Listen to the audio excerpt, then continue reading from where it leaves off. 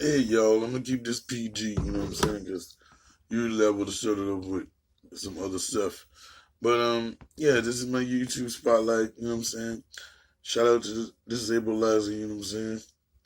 Um, yes, and, I got the spotlight on her because, you know what I'm saying?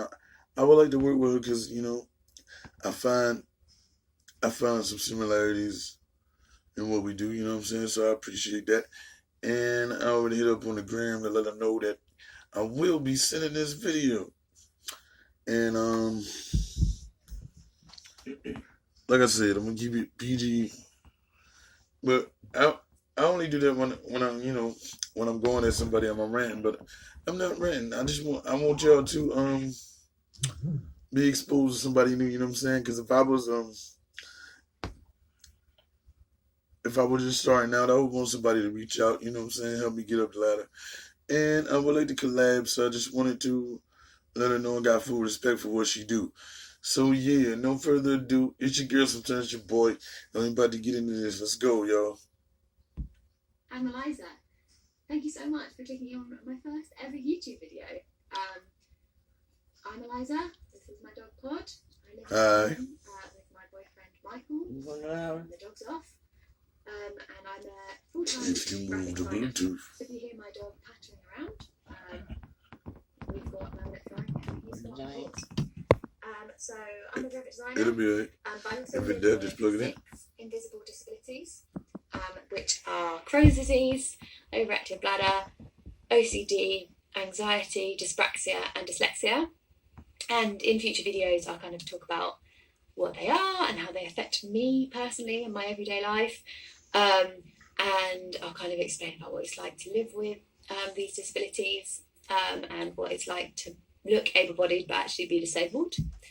I'm also queer, so in the future I kind of talk about some of the things like what it's like to be queer in today's society, and what kind of people think about it, and my coming out stories, and when I knew I was queer. And yeah, I'll probably do some things about graphic design and what it's like to be a designer, and what it's like to graduate from uni and then go into full-time work, particularly being disabled, what it's like being disabled and working in full-time work. Most of the time I'm sat there with my hot water bottle crying, but anyway. So yeah, if you want to follow me and support me, then please hit like and subscribe. I know that this first video I'm probably really awkward and it's kind of boring because nothing's really happening, but I thought it was good to introduce myself. If I have any visually impaired viewers watching, I have shoulder length brown blondie hair. My skin colour is white, I'm quite light, and I also have lots of tattoos on my arms of bugs, and I've got a conker and slices of orange on my right arm. And You know what? That's a good idea. You know why? Because we do have visually impaired people watching, and nobody ever tries to describe what they look like. Yeah, that's kind of cool. I'm wearing a black top with some safety pinned over my boobies. So yeah, that is how I look. Yeah, I'm going to try and make this channel as accessible as possible. I'm sure that as my experience grows, I will get used to being on camera and I'll be much less mumbly. So thank you so much for getting through this video today. And we're going to do this together. Hit like and subscribe. I'm so excited to have another creative outlet to kind of work with and just talk about what it's like to be disabled, and just kind of educate people. So yeah, thanks so much for watching, guys. It really means the world. Even if only one person watches my videos, I'll be really happy. So yeah, see you guys soon. I'll see you on Thursday. New video every Thursday. So hit like, subscribe. Yeah, thank you so much.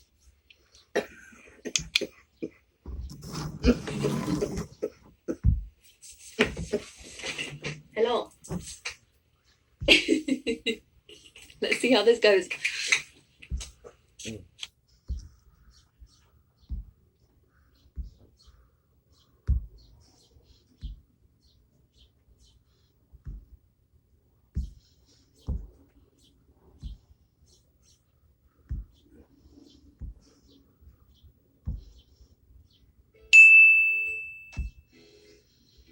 Hi guys, welcome back to my YouTube channel. Thank you so much for being here. If you are new here, hi, welcome. Excuse me. I didn't save the other video. Y'all gotta give me 2 seconds to put that sheesh together.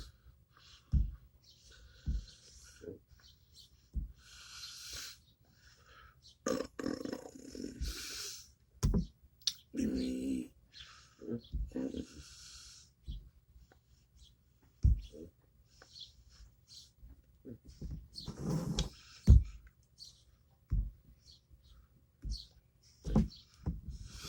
Hi guys, my name's Eliza. Thank you so much for clicking on this video. Now, this video is. Oh, excuse me, I forgot to slide that in y'all vision. Bam! Okay. This video is her coming out story. She's a fellow bicycler. And she came out at 7. Wow, that's early. But it's good that she knew herself and knew her body enough to be able to make those assumptions. And it probably made her life a little bit easier the earlier, you accept yourself. So good job, sis.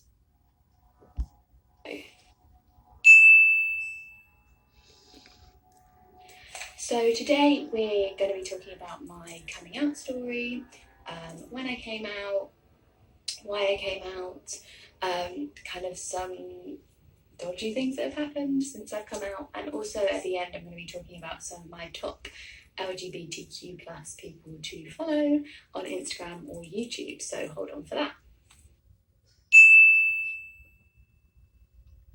So what is bisexual? I'm going to use the internet to explain this because lots of people have different definitions and the internet is always right. So, according to my phone, a person who is sexually attracted not exclusively to people of one particular gender is what is the definition for a bisexual person.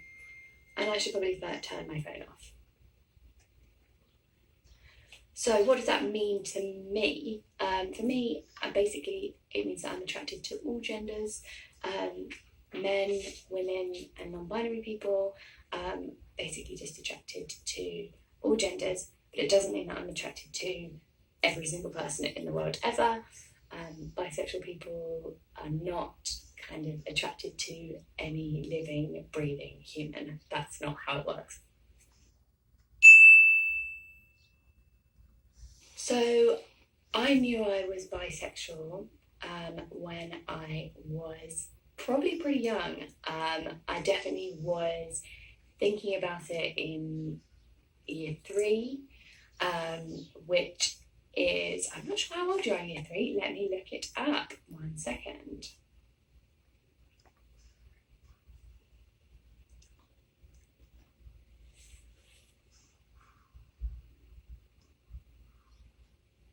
So you are age 7 to 8 in year 3. So yeah, around 7, 8, I was probably starting to think about it, but I didn't necessarily have a definition of what that meant.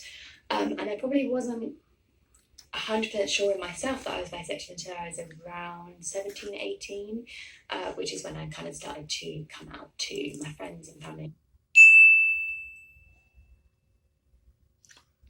So while I was editing this video, sorry for the awful footage, I realised that I didn't put in how I knew I was bisexual, which I think is actually really important. So basically I started experimenting with my friends. We used to kind of like kiss in the corner when we were at school, and I was kind of doing this with girls and guys, and I know that lots of straight people do this and lots of gay people do this. This is personally how I kind of found out how I was bi, and then I started to realise that I was attracted to men and women, yeah, kind of went from there. So that is how I knew I was bisexual. Sorry for the shitty cut-in footage. Cool.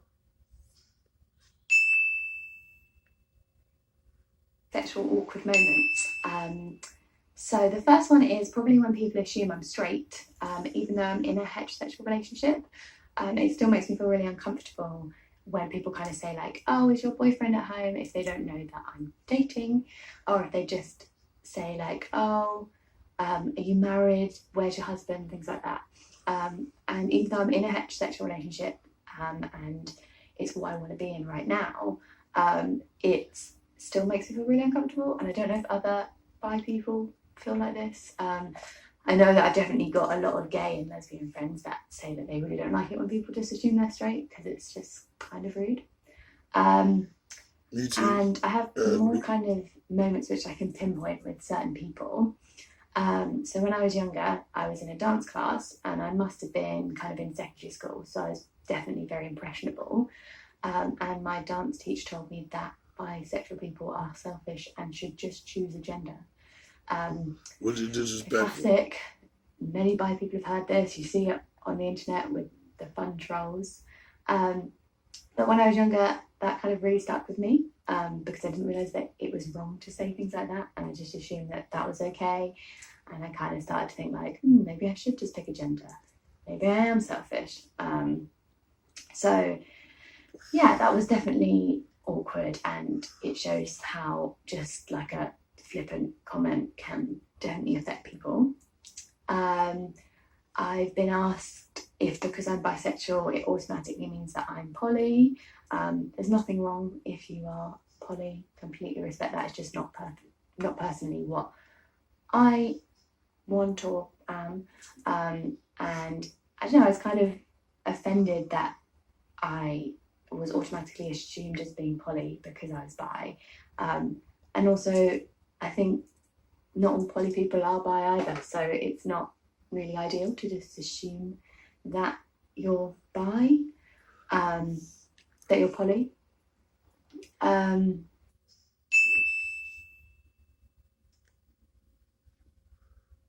So finally, I'm going to talk about some great LGBTQ plus people to follow online. I'm going to put their handles somewhere on the screen, and I'll also link it down below. I'm going to use my phone for this so that I don't miss anyone, because it will be really sad if I miss someone. So the first person to follow is Jessica Out of the Closet. She has an Instagram and a YouTube channel, and if you're following me, you are almost definitely already following her, but I'm going to link her anyway. And she is a lesbian disabled YouTuber, and she does a lot of really factual videos about kind of previous LGBTQ plus people and also what it's like to be disabled. Florence Given, she is a bisexual artist who does a lot of work around talking about being single and how being single is a positive thing and how we shouldn't see it as negative. And I'm actually wearing one of her t-shirts today, which I'm hoping you can see, and it says, "Maybe it's a girl crush or maybe you're queer." Make Daisy Chains is a queer artist, illustrator who does a lot of work around LGBTQ plus issues as well as disability, and it's basically just a really inclusive Instagram. It's great, she's really worth a follow. Chellaman, he is a trans Instagram influencer who talks about a lot of trans issues, and he's also deaf, and he does a lot of acting, and he's basically breaking down stigmas around what it's like to be trans and deaf. Jamie Dodger is another trans YouTuber, and he does a lot of videos reacting to kind of transphobic things in the news, trans memes, and a lot of his videos are also really funny because he basically puts a light-hearted spin on things that are actually not so great, but I think laughter is the best medicine, and he really talks about it in a great way. And the final person is Adam Kurtz, which I'm hoping I'm saying his name right. He is a gay artist who does a lot of work for LGBTQ plus charities, and he does kind of like inspirational quotes about LGBTQ plus issues as well as just general life. So thank you so much for clicking on this video, video number 3.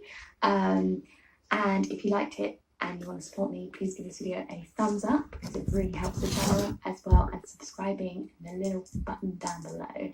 And if you are interested in looking at some more videos of mine, there is a link down below to my previous videos. Thank you so much for watching, guys, and I will see you next week. Have a great week. See you later, guys. Bye. Then we're gonna go into. Hi guys, welcome back to my You YouTube already know, channel. let's Another go. bonus video for you. Today we are going to be doing a cover of Justin Bieber's Sorry, which is a bit of a different one, but I'm going to kind of put my own spin on it. Sorry for the shit piano playing. I'm not a pianist, and I'm sorry if I make any mistakes. I'm just kind of jamming for fun. Yeah, cool.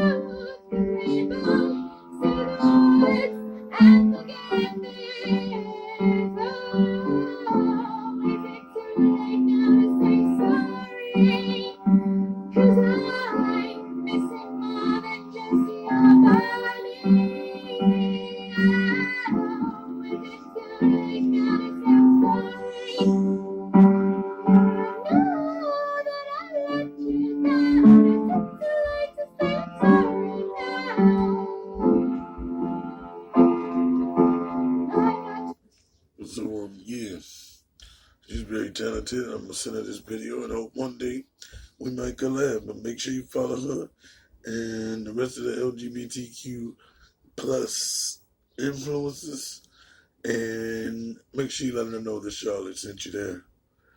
All right, y'all. See ya.